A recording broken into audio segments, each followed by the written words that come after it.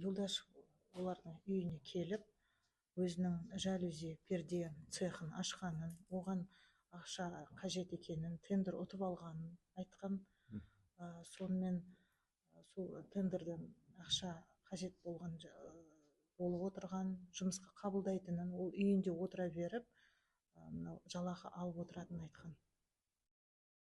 Жәбірленушілер соған сеніп, және де мынау несие тауарды өзі жабатынын, 6 айда ешқандай да оларға қиындық болмайтынын сендірген. Жәбірленушілер енді көбінесе үйінде отырғандар, жұмыс істемейтіндер, сондай сөздеріне сеніп, телефондарын берген. Юлдашев сол ұялы телефонынан кіріп, Каспий Голдынан тауарлық несиені рәсімдеп, өзінің сыбайластары Абдиганиев пен Шаниязовқа звондап, олар осы WhatsApp арқылы QR кодын жіберген. QR код бойынша жаңағы жасалған тауар оларға барған, олар обналичкасын жасап, ақшаны өздері пайыздарын алып қалып, жеке кәсіпкерлерде пайызын алып қалып, ары қарай барлық ақша Юлдашевтың есеп шотына жолданған. Сол екеуі қаяқта істеген? Қол астындағы сол кәсіпкер қандай кәсіпкер? Жеке кәсіпкер өздеріне ашады ғой.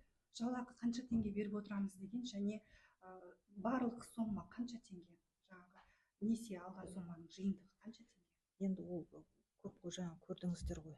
Әрқайсысына 2 миллионнан да жасаған, мысалы тауарлық 2 миллион, 1 миллион, ең азы 344 мың теңге деп отыр. Енді ол кіргенде ұялы телефонын алып рәсімдей берген. Ал тауарлық Каспий Голдта шыға береді екен ғой, былай басса, ол тауарлық несие бере береді екен.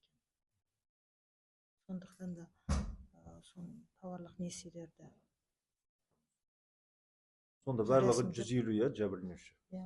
141 болып тұр енді. Жалақы қанша теңге береміз деп уәде берген? 60 мың теңге береміз деген. Үйінде отыра бересіздер, біз пенсионный фондқа начисление жасаймыз, үйлеріңізде отырып 60 мың теңгені алып отырасыздар деген. Тек бізге жаңа несиені алып беріңіздер деген. Соған азаматтар, жәбірленушілердің бәрі сенген. Таныстар болып шығып жатыр ғой, сол жәбірленуші? Жоқ, сол ауылдастары. Көршілері, ауылдастары, көршінің көршісі, көршінің танысы, сол 141 адам болды.